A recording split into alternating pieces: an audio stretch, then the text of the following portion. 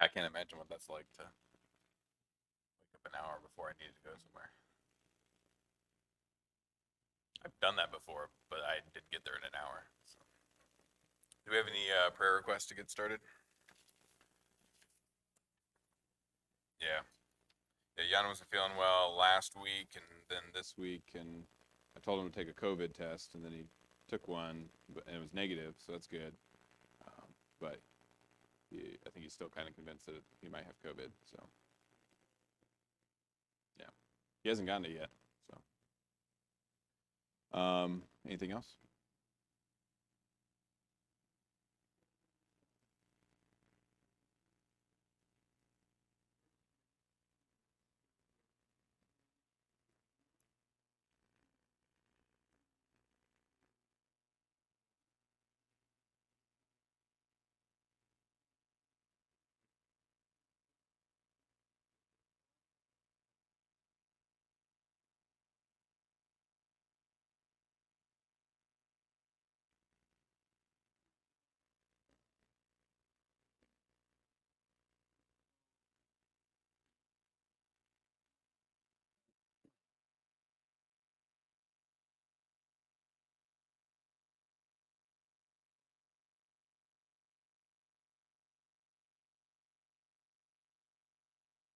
Okay.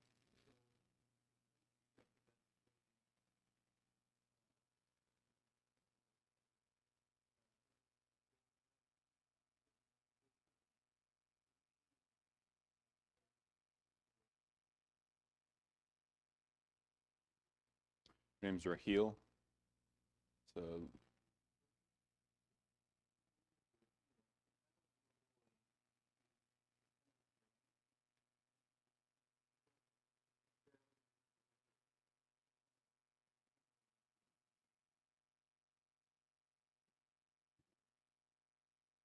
anyone else?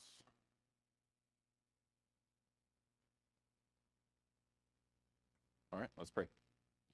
Dear Lord, we are so grateful that we're here this beautiful day, Easter Sunday. We celebrate Jesus' resurrection every Sunday, but the Sunday after Passover is always special. It's a time for us to mark out what Jesus accomplished here, and it's just so wonderful to be a part of that. Lord, we're uh, just grateful that we can do that. Lord, we also want to lift up Jan in our prayers, pray for his continued healing and that he'll feel better. And we pray that he does not have COVID, but he'll be back with us soon. We also want to pray for Sister Raheel in India. We pray that we can have the wisdom and means to support her in the best way that she needs. And pray all these things in your son's name, Jesus. Amen. Okay, so the first thing I wanted to do this morning was do a quick review of the stuff we've been talking about. So somebody explain to me that picture up there and how we've been talking about it, why it matters. Just the whole class. Just sum up the whole class for me real quick.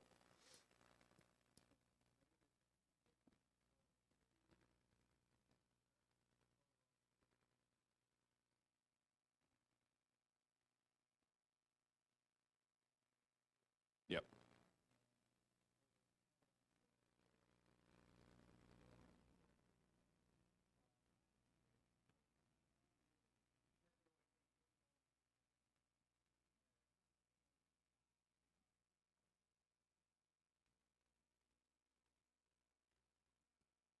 Yeah, yeah. So there's kind of this cosmology where there's this rakia, um, but but um, yeah,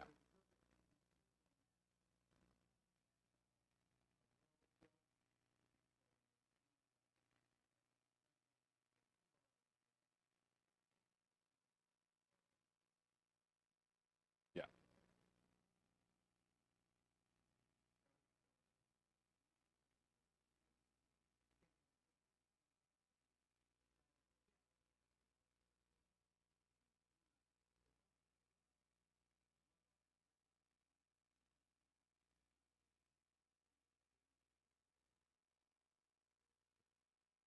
yeah, yeah.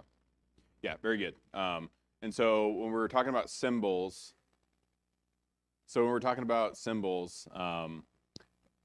what's the relationship between symbols and this way of looking at the cosmos? Remember that? How does a symbol work in this conception of the cosmos?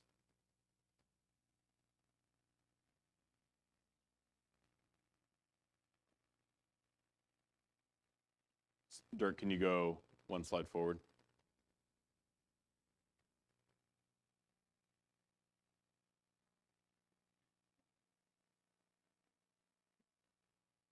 Maybe this helps. That jog anybody's memory, mind?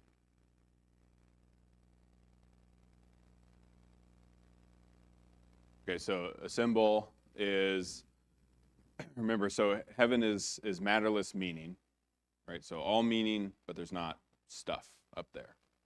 And then earth is all matter, but no meaning, without some sort of heavenly meaning coming down and filling it. So the symbol is what sits in between heaven and earth. So some sort of heavenly meaning comes down and brings meaning and order to some earthly reality.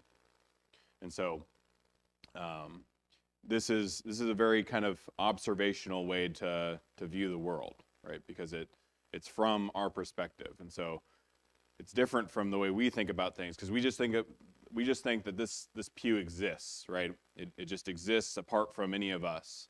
But the way that the ancient people think about it is like, I encounter things and they exist because I encounter them. I bring meaning to them from kind of a heavenly reality to the earthly reality. And I can take something that has no meaning, like a rock, and I can turn it into an idol or a chair or whatever I want to by putting heavenly meaning into an earthly object. So that's how the symbol works. And so when we come to the scriptures, that's one of the things we're trying to keep in mind, is that half of the cosmos is heavens, right? Half of the cosmos is this place of meaning and order, and the way that manifests is by us interacting with the world in a way, because in the same way that God orders the world, we are in His image meant to order the world on a lower scale.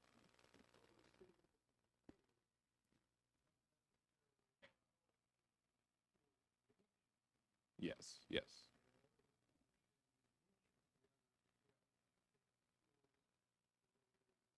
yes. Exactly. Yeah. Yeah. So walking around, if you start talking to people about the heavenly meanings embodying the things around you, probably be ignored, might get thrown in an asylum of some sort. But it is the way the ancients viewed things, and so it's not necessarily the right tool. If I want to send somebody to the moon, I need other tools, scientific tools and things. But if I want to understand the meaning of what's going on around me, then these are great tools to do that. That's one of the reasons why our culture struggles to bring meaning into their life, because they ignore the upper half of the cosmos, the heavens, where meaning comes from.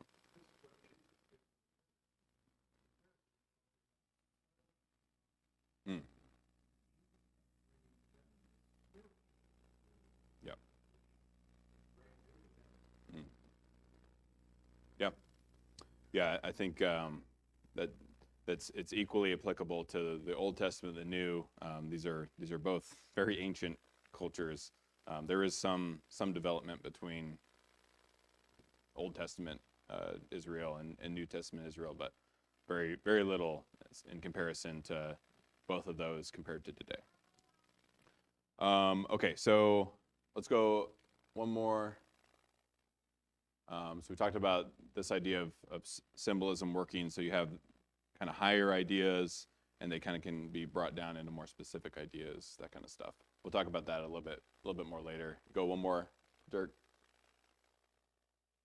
And then this is kind of what we talked about last week. So these things all stack up, which is really kind of cool. We didn't get to spend a lot of time on this last week, but does this make sense? Kind of how this works on a lower level. So humans have this duality to us, where we're both heaven and earth, and we see that in Genesis 2, where God breathes into the dirt. So you have this breath, which is kind of this heavenly idea, going into the dirt, which is this earthly idea.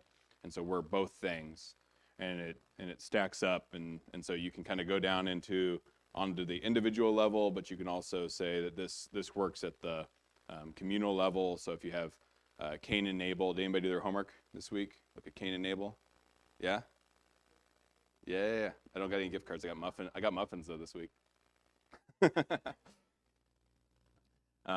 So Cain and Abel, go.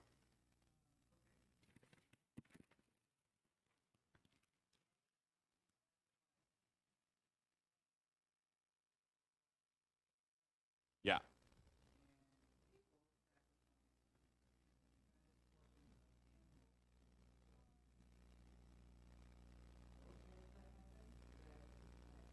Yeah.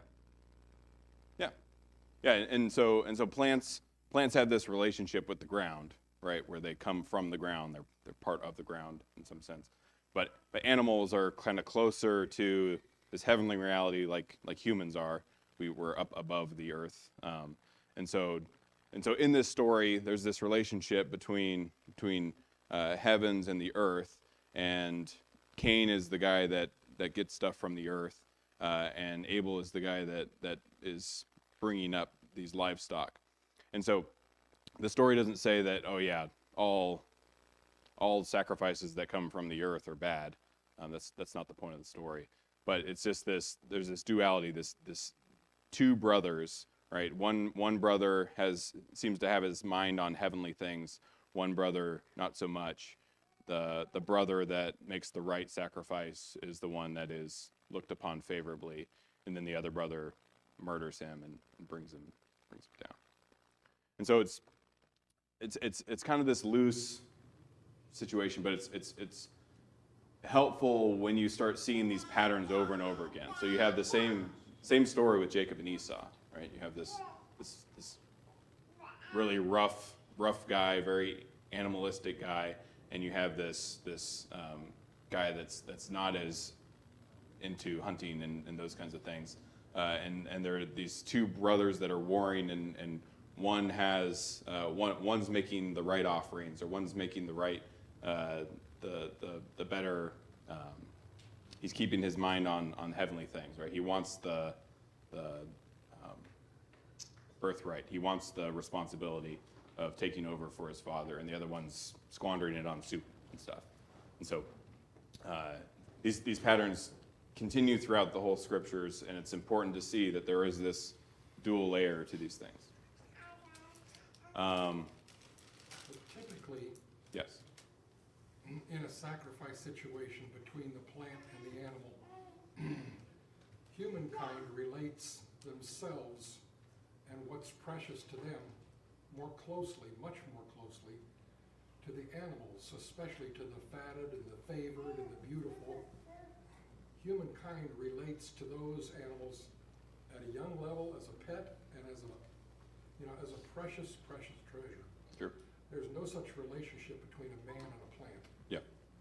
It's absolutely true, and the investment is much higher, right? Yeah. Your animals are worth much more than your plants. So that's a reflection on a relationship between the sacrificer and the person to whom he's sacrificing. Mm-hmm. In this case, a deity. Yeah. And our children. You go one more slide over.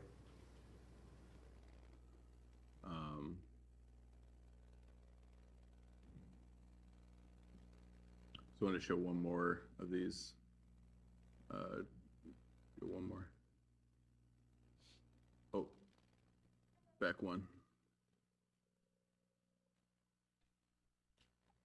Oh, can you go back one? Back one. That one. Okay. So this is what I was talking about as them kind of nesting, like they're kind of like those Russian dolls that nest within each other, right? So if you have the individual, so Adam is heaven and earth, or you can think about it as Adam and Eve, like we were talking about at the end of the class, and then you have this community layer, and then like multiple communities interacting with each other layer, and then the whole cosmos is structured that way. So we'll try to look at more examples in the next class about this kind of stuff, and hopefully it'll make a little bit more sense. But it's just cool because this observational way of looking at the cosmos, it's fractal. It works as you zoom in. Have you guys ever seen a fractal image? Did I talk about this last week? If you keep zooming in on the image, it's the same image as it pulls up. So it works kind of no matter which way you're looking at. Now so what we're going to talk about today. Did anybody else do their homework this week? Bobby, you get another muffin. You're going to win all this stuff. All right. The next item that we're talking about is time. Okay, so today we're going to talk about two other kind of fundamental forces that ancient people thought about. And so the first one's going to be time. The second one, this book calls it space, but I just think that word's so loaded for us. When we say space, it's like, think about outer space or whatever. So I'm going to call it place, so time and place. And if I mess up, and if I say space, just know I meant place. And they rhyme, so it works out. Okay, so Genesis 1:5. Can somebody read that for me?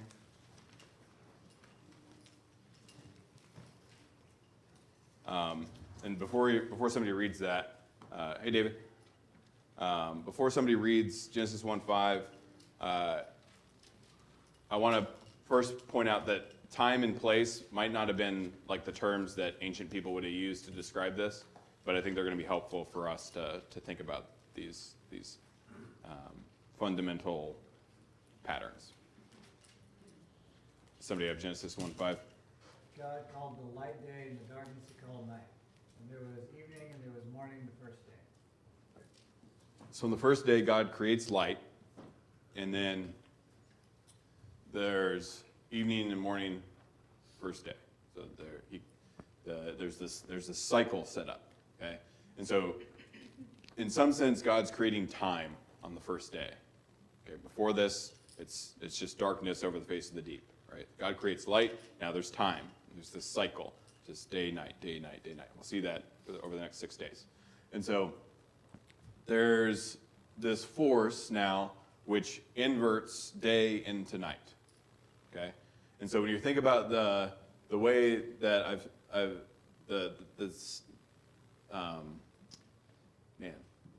having a lot of brain farts this morning.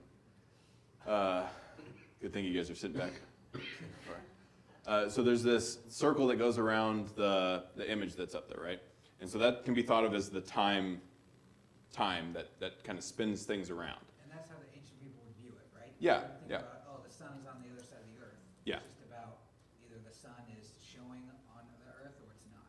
Yeah, well, the sun has a set path that it goes on. And if we pay attention to it, it goes on the same path every single day. And it just kind of, it'll move on a little bit across the sky, right? So, in the fall, it'll be over here, and the spring, it'll be over here. And it's, somewhere in between all the other times. Maybe it's winter and summer. David could tell us exactly. But yes, so they actually think there's a set path that it goes around, and they can kind of pay attention to where that path is. And lots of other cultures have stories and ideas about this, right? So if I'm in Egypt, then I think that the sun god is on a chariot and he's being brought across the sky until it gets to the evening, at which point he goes and descends down into the underworld, and then he has to fight off these snakes, and then he comes up, and in the morning he comes out the other side victorious. Hooray, Ra. Ra is the name of the god, but Ra, Ra for Ra. Okay, and so Hebrews, they don't think that the sun is a god, but it is this sign that's been set up in the sky to rule over these times and seasons. But the first thing that God does on the very first day is he sets up this cycle, okay? And is the cycle a good thing or a bad thing? Good. Why is it good? Well, I don't know, if you think about, because like when you said he set it up, I was thinking about when we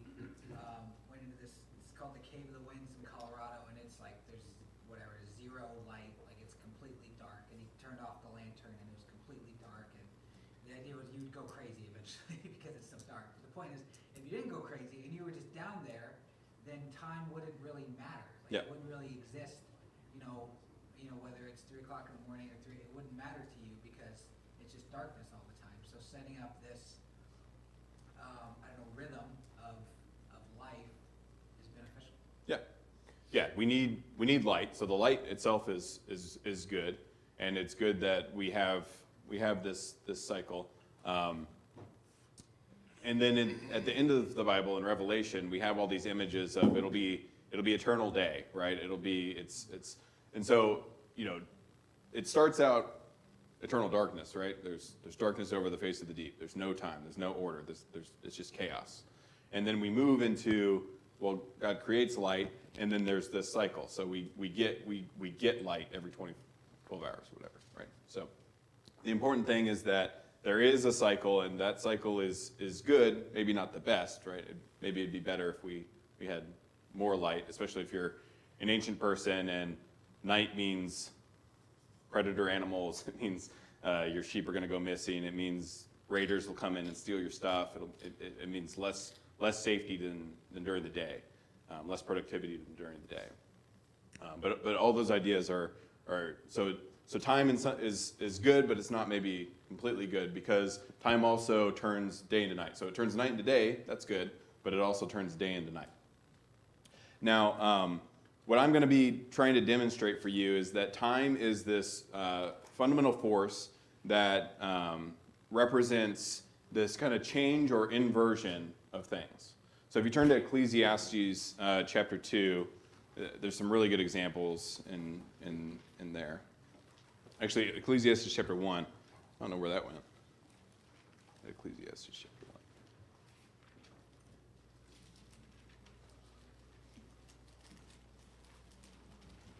Psalms, Proverbs, Ecclesiastes.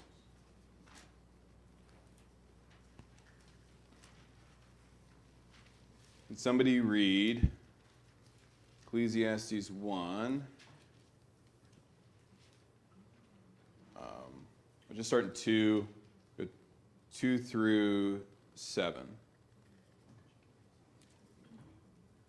Meaningless, says the teacher. Utterly meaningless.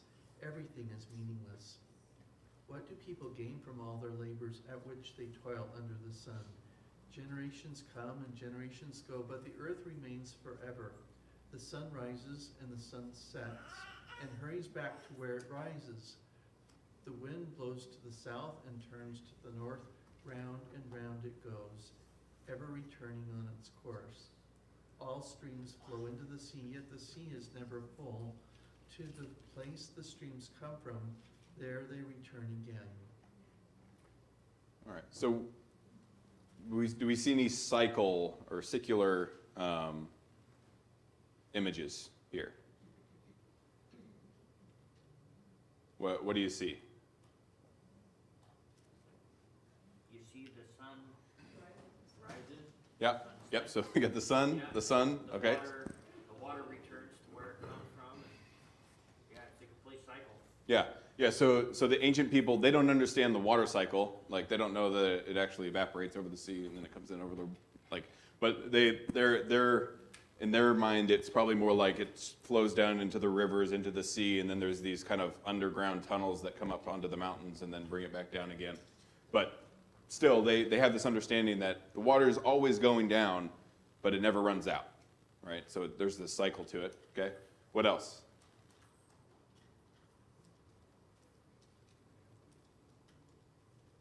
Well, you have two separate systems here.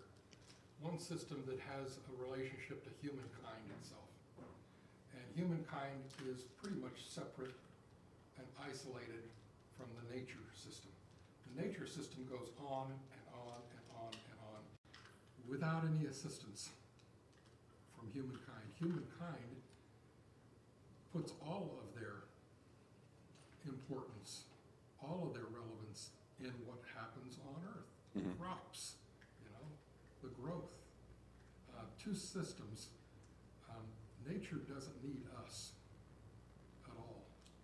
And, our isolation needs to point out how dependent we are on the creator of this world, this nature. And our system doesn't run on our timetable. Yeah. It runs on God's timetable.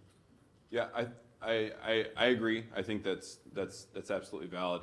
I would hesitate though to say that an ancient person has this strong divider between what's nature and what's natural, between what's human or artificial or And you see that it kind of thing. with the different cultures, the Western culture and the Eastern culture. Yeah. European culture versus the Aborigine or the Native Americans. You know, some folks had a very, very keen recognition of nature going on and on and on without humankind's intrusion. Mhm. And it was good. That's what the ancient people, at least in North America, knew that nature was good for the most part. Yeah, and so I guess what I'm trying to get at is that I think this time cycle Sure. is Mesopotamia. it's relevant to both those things, and that's I think one of the reasons why the author brings it up here, right? So he says work and work and work, but there's no advantage to it, and we're gonna look at why he thinks there's no advantage to it, and then he brings up these other things, the winds, the waters, the sun. It's just it'll go up and then it'll come down. It'll go up and then it'll come down. Well, advantage is an egocentric term. No advantage to me. On the other hand, it could be there's no leverage. We really don't have a lever that moves nature. Nature does what nature does. Yeah. Let's look at Ecclesiastes Chapter 2 to explore that exact idea here. Can somebody read Ecclesiastes 2, 18 to 19? And by the way, Ecclesiastes is like the best book to see these circular metaphors because they're all over it. And this is one of the main themes that the author is exploring. He's like, why are we doing anything? Because everything just seems to come crashing down. It keeps returning back to the way it was. You can spend your whole life. So anyways, chapter 2, 18 to 19. I hated all the things I had toiled under the sun, because I must leave them to the one who comes after me. And who knows whether that person will be wise or foolish, yet they will have control over all the fruit of my toil, into which I have poured my effort and skill under the sun. This too is meaningless. Yeah. So that's not a very American way of looking at things. I'm gonna work hard my whole life, save up, make a great inheritance for my kids, and who knows, maybe they'll squander it and I'll die at a young age. That doesn't drive the economy very well. That's what I'm saying, right? But this is going to get into the next idea of that we're going to look at of place, because really what time does is it inverts the work that you do to build up your house, to build up your city, to build up your country. What time does is it inverts things and undoes things and returns them back to level. And so this is why the circle is such a good idea symbolically for this image, is because if you start in one spot and you go all the way around the circle, then you return to where you were, right? If you add 1 and then you subtract 1, you have 0. You have the circle, right? It's this idea of starting wherever you started. If you started with nothing and you built it all up, and then your kids inherited it, and then they were foolish and lost it all, then you're back to square one. Okay, and so that's what this force does. This force of time, and it's not. And I say the word time, but it's similar to the idea of the sea, of chaos, of waves, right? This thing that takes what is built up and inverts it. So in the homework this week, we're going to look at the flood story, and we'll see that there's this strong relationship between God building up his creation, and then when he undoes that in the flood narrative, it's basically the waters come back and they take back over everything.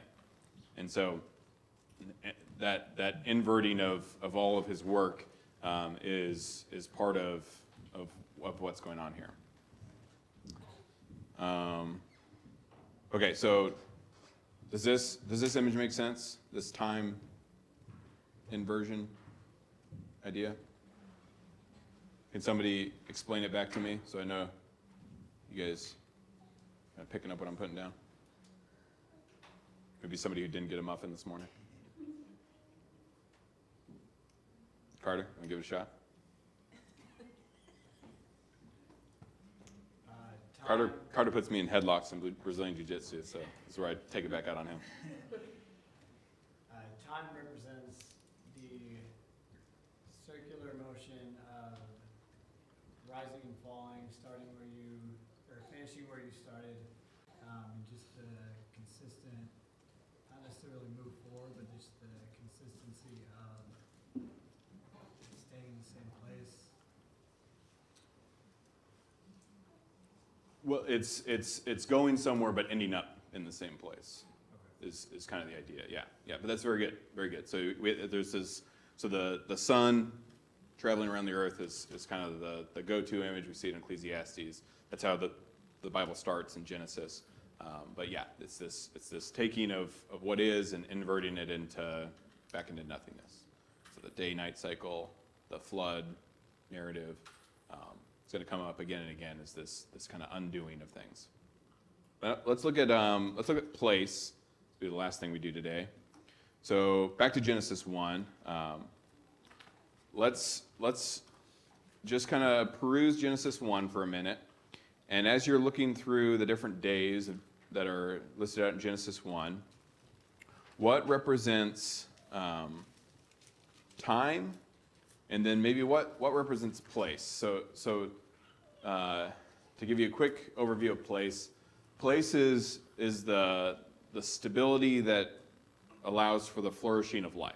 Okay, so when I say that time is change, the way that we think about change is like if a tree starts as a baby tree and it grows into a big tree, then the tree has changed. But that's not how an ancient person would kind of think about it. A tree changes when I chop it down and turn it into firewood or something like that. A tree is better and becomes more of itself as it grows, and so it's not that it's changing so much as it's providing stability. It's providing fruit. It's providing this flourishing as it grows. And then a cyclical change is when it's cut down, when it's uprooted, when it's destroyed, when it's no longer a tree. In the way that it was. Okay, so look through Genesis 1. If you find something you think represents time, just raise your hand, shout it out. If you find something that represents space or place, I knew I was going to do it. Place, then shout that out too.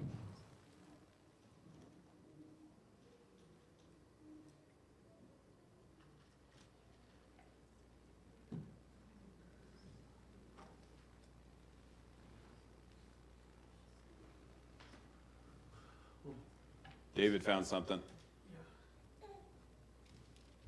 David Sweeney. I can hear him whispering back there. Well, I was just commenting on verse 5. Yeah. Day and night. Yeah, perfect.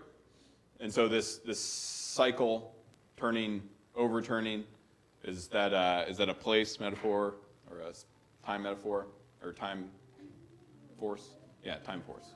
Yeah. So would the vault be place? Yeah.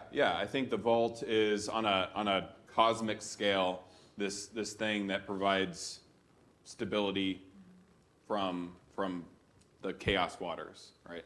But notice that day 2 isn't called good, right? There's no pronouncement that day 2 is good, and why not?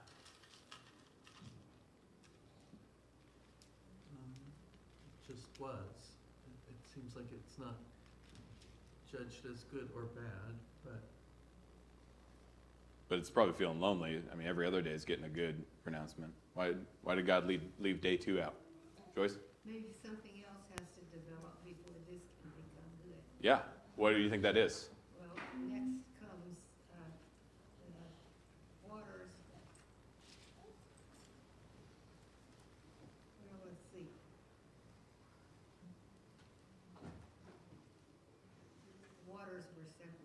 Yeah, and you get what? You get your day, or your dry and your wet, Perfect. So you get dry land yeah. separated from the waters, right? And what is dry land? Place. It's a place, right? That's the place that we definitely need if we're gonna grow crops, if we're gonna have plants, if we're gonna have animals, if we're gonna make sacrifices, if we're gonna do any of this stuff, we need the place, right? So day 2 is not good. Day 3 is good because now we have a place to do all this stuff. And so the further we get in the story, the more we realize that it's pointed at a certain aim. And the aim is that God wants to rest with his humans in this place, in this garden, where they can dwell together in unity, right? They can work together. And so what else? We got any more ideas? So we got the day-night cycle. That's definitely representative of time. And we got the dry lands, which is place. The rakia, kind of a place type thing. Sun, moon, and stars. The sun, moon, and stars. What do those represent? Space. The heavens. Yeah, so it's interesting. So the sun, moon, and stars are given this charge to govern the seasons. Okay, and so you can imagine that if you were if you had to do agriculture, if you were a farmer, then that would be really important, right? The reliability of the seasons, knowing when summer's coming, when winter's coming, when I'm going to harvest, when I'm going to plant. I need to know those things, or we die. We all die. And so having this orderly account, so that is kind of a time, but it's also this stability within the time, right? So it's a little bit of both maybe, and then we'll see that the spiritual beings. I don't want to call it a metaphor, but it's this comparison of the spiritual beings to these sun, moon, and stars. David mentioned that I think a few weeks ago. But one thing that's interesting about the Bible is it'll talk about some of these heavenly beings are in rebellion with God, okay? And so these demons, these spiritual beings that aren't aligned with God's will they bring destruction and death and devastation and chaos where they go. Whereas the ones that are aligned with God's will he's given them this authority to govern and to rightly be in the ordered cosmos. So there's I guess a possibility of the sun, moon, and stars providing a little bit of both. Anything else? This is good.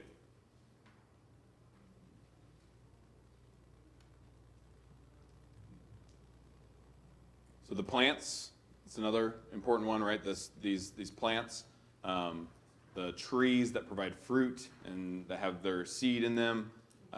These things are going to be critical for creating a stable place, stable place to live, for providing for you and your family. And then also the animals, right? The animals are useful for lots of things. So we can eat them or make sacrifices, or we domesticate them and can use them for all sorts of stuff. So to provide that stability. But there's also wild animals, right? Which is the other hand. The wild animals are kind of nipping at the edges of your community, potentially bringing the death and chaos from the outside into the inside. So I think that's good for today, which is good because we got 15 seconds left in the class. Does that make sense? How these forces are related, but also interacting? And I call them fundamental forces because this is how the ancient people thought of the world, right? I work all day so I can provide this stable place for my family, and then when the floods come, when the rains come, when the wild comes, it inverts, it undoes those things, and brings all my work back to nothing. And so now I have to start all over again. So is there just a general acceptance of that then? Because like looking through that, looking at that cycle through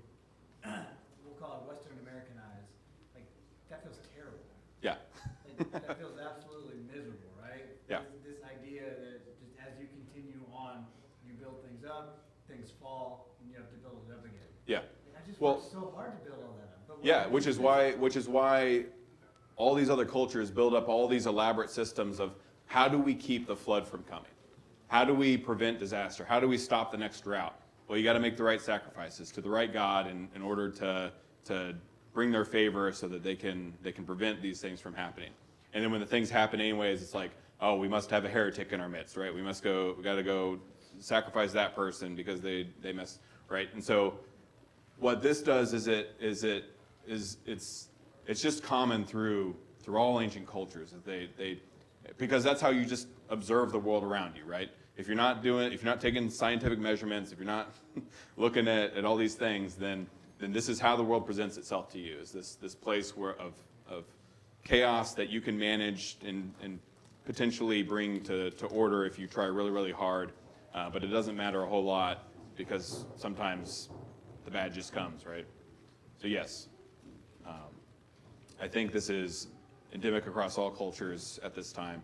But it's interesting though, because what Judaism does differently is it says, there's a way to manage this chaos, is to live rightly before God, to bring the right sacrifices, but not in a way that bribes God or that feeds God like these other cultures imagine. So we'll get into more of this nuance later.